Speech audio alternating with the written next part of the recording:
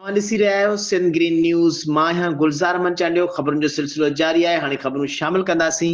कंथकोट खां रिपोर्ट करे रहियो आहे अब्दुल ख़ालिक चाचड़। कंथकोट शहर जे पुराणी सब्ज़ी मंडी भरिसां शो स्वरूप मेडिकल स्टोर तां नामालूम हथियार बदल मेडिकल मालिक भीशम लाल खां हथियारनि जे ज़ोर ते लखें रुपया ऐं ॿियो क़ीमती सामान फुर करे आसानी सां फरार थी विया।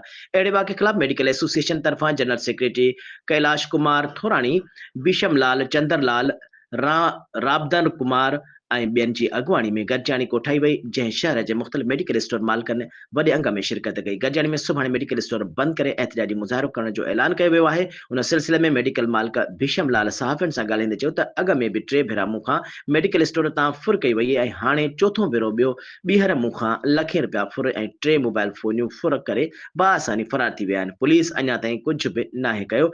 असीं गैर महफ़ूज़ थी विया आहियूं। हिते ॾोखारी राॼ आहे, को बि माण्हू महफ़ूज़ नाहे। असीं मुतालबो था करियूं जल्द फुर वापसि कराई वञे। जेसीं ताईं फुर वापसि न थींदी तेसीं ताईं एहतिजाज जारी रहंदो।